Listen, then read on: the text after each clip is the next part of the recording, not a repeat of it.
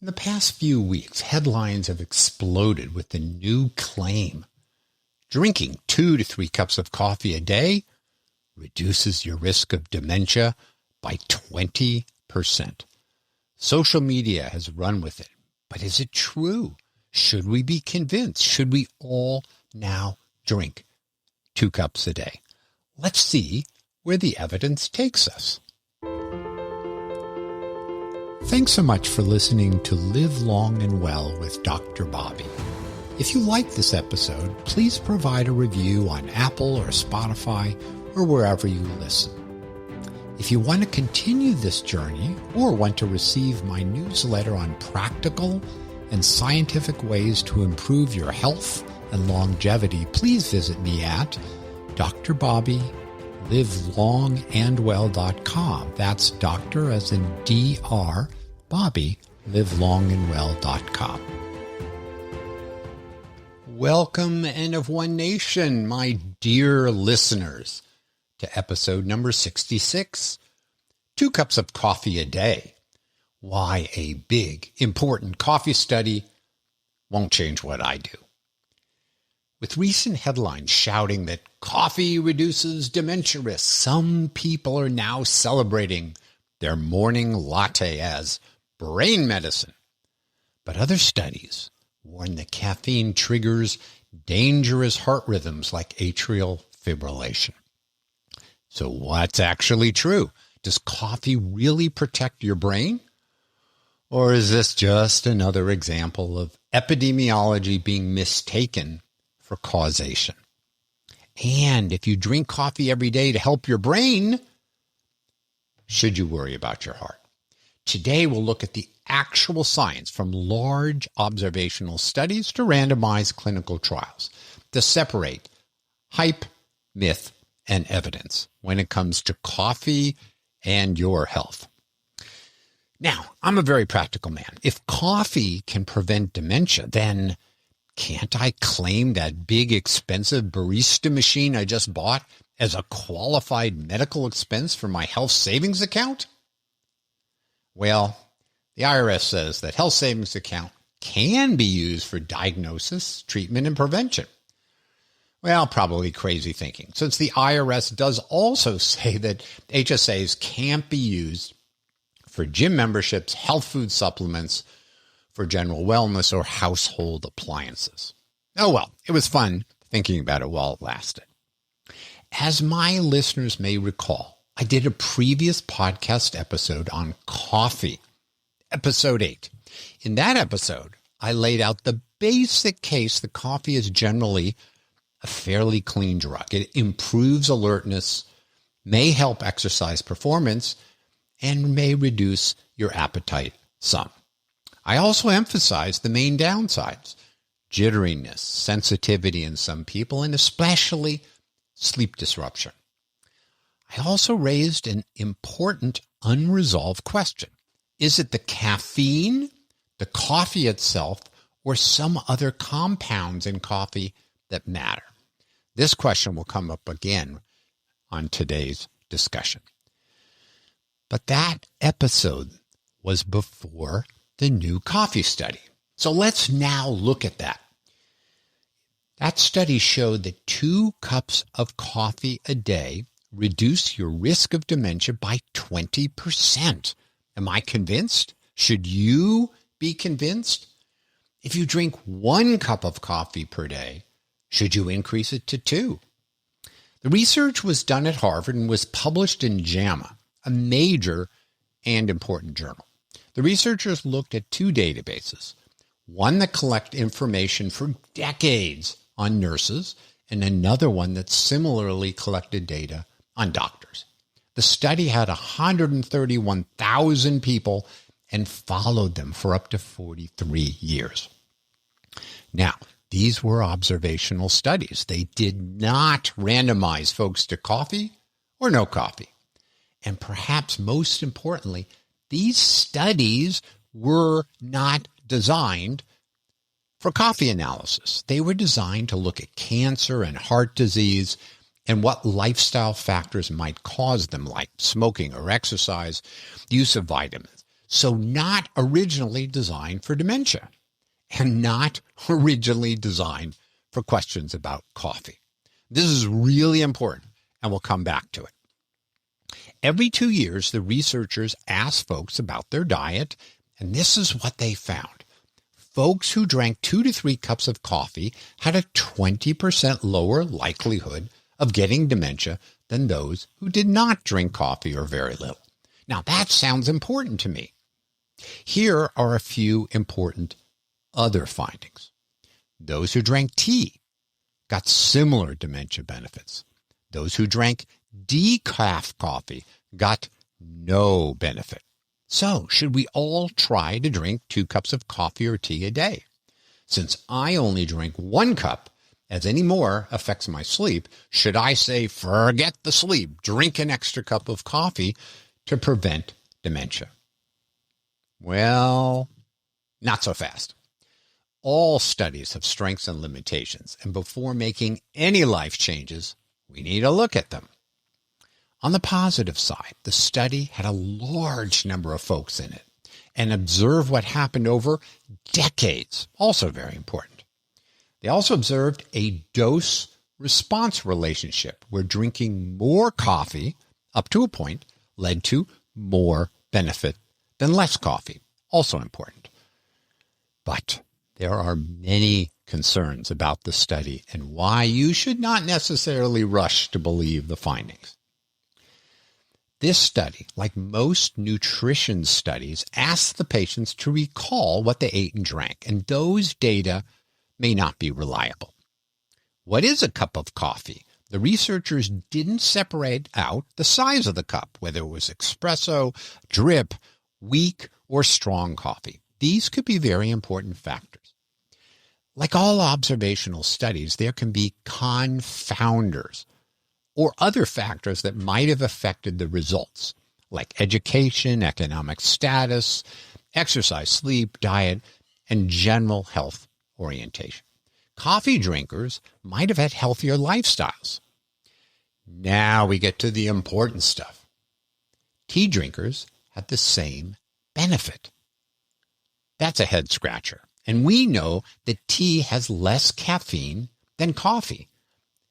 And decaf coffee drinkers did not get the benefit. So it appears that caffeine may be the key factor, but yet we can't explain why tea drinkers benefited just as much. Tea has less caffeine, and many tea drinkers drink herbal or caffeine-free tea. If you want to believe that it's not the caffeine, and it is the other stuff in coffee or tea like polyphenols, then the decaf folks should also have done well, but they didn't. It seems to me that the relevant factor was the caffeine, so I find it tough to ignore the equal tea benefits.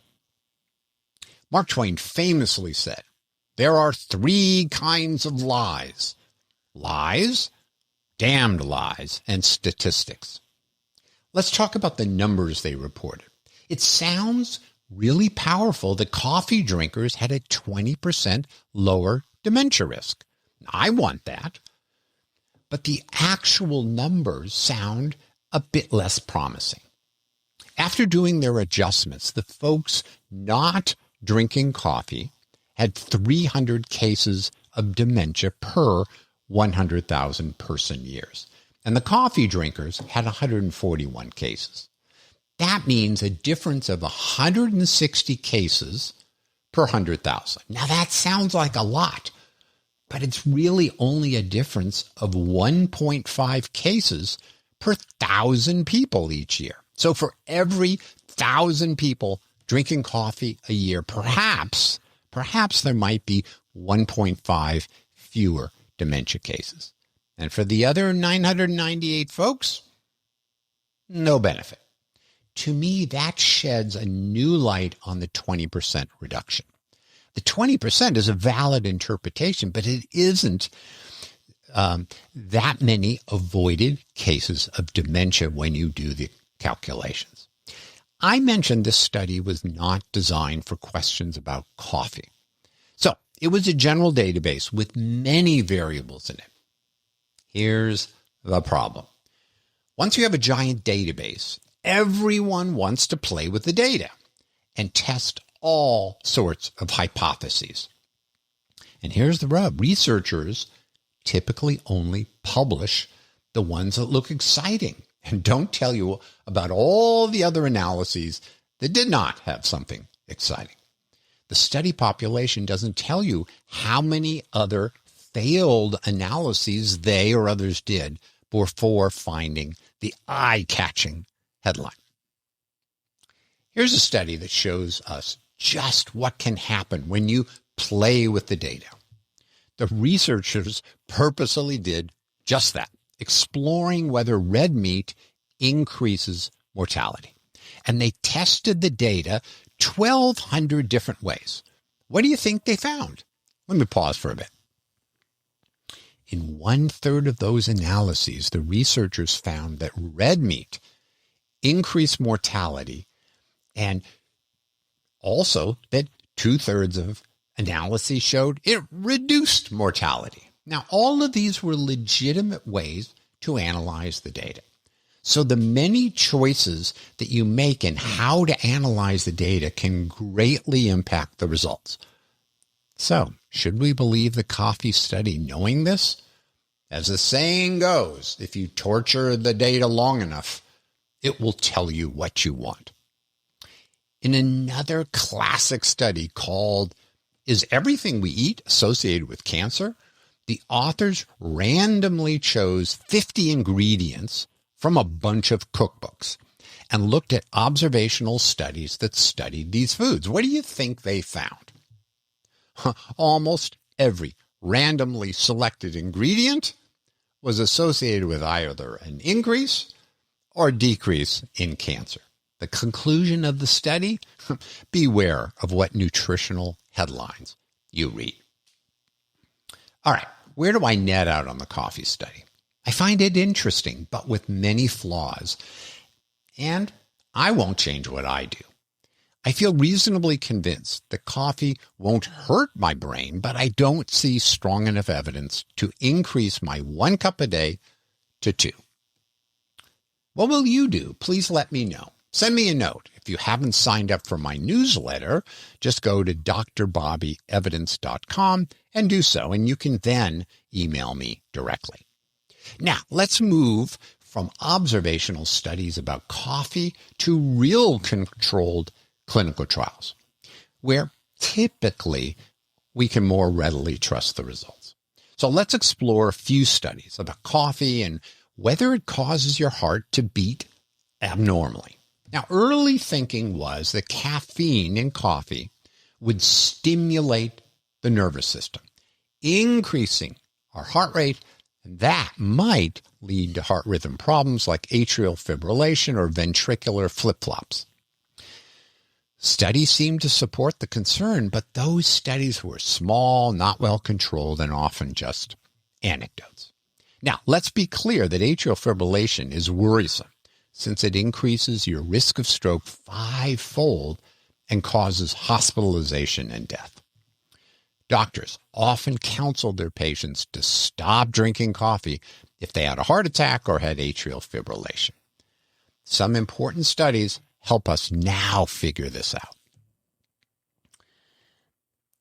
In the CRAVE trial, which stands for Coffee in Real-Time Atrial and Ventricular Ectopy Trial, they took 100 healthy folks. Now, note, these are not people with heart disease. So 100 healthy folks, and randomly sent them a smartphone alert to either have coffee or not have coffee that day. Everyone wore a monitor so the researchers could track heartbeats. What did they find? No increase in atrial abnormalities, which is where atrial fibrillation might happen. But they did observe a 50% increase in PVCs, momentary flip-flops in your heart. Now, these are generally felt not to be worrisome. And the researchers did not see ventricular tachycardia or ventricular fibrillation, the really bad stuff. So this study suggests that for healthy people, coffee won't cause you heart rhythm problems. But what if you have atrial fibrillation already. Can you drink coffee? In the decaf trial, you got to love the names they create for studies. Anyhow, they took 200 people who had atrial fibrillation that was successfully converted to normal rhythms. So now they were normal. And they randomized them to either continue or discontinue their daily coffee. Now, it's important to note that even though the doctors restored normal heart rhythm, many patients relapse back into atrial fibrillation. After 6 months, the rate of atrial fibrillation was almost half in those that had coffee. Surprisingly, those who stopped coffee had a much higher rate of recurrence. So coffee seemed to reduce the risk of atrial fibrillation coming back. Now, did the coffee really reduce the risk? Well, at a minimum, it seems like it didn't worsen things. So let's wrap up. What did we learn about coffee and dementia? Well, big study, lots of press, but pretty flawed. I don't think the evidence tells us to drink more coffee. But the good news is the coffee did not seem to make dementia more common. I hope you also have gained a sense of why studies that get media attention may not hold up to close scrutiny. It's my hope that little by little you learn some of the questions to ask when you hear about a study with remarkable findings. From the clinical trials, coffee also didn't seem to create problems with heart rhythms. Where do we go from here? If you enjoy your morning coffee, current evidence suggests you can keep drinking it without worrying about your heart rhythm and possibly with some health benefits. Until next time, I hope that you live long and well and do enjoy that cup or two of coffee if you wish. It may not solve the dementia problem, and likely you can't charge your next Starbucks to the IRS. But life is about enjoyment, and coffee may be one of those activities that bring that to you. I know that it does for me. Thanks so much for listening to Live Long and Well with Dr. Bobby. If you like this episode, please provide a review on Apple or Spotify or wherever you listen. If you want to continue this journey or want to receive my newsletter on practical and scientific ways to improve your health and longevity, please visit me at drbobbylivellongandwell.com. That's doctor as in DR, Bobby, livelongandwell.com.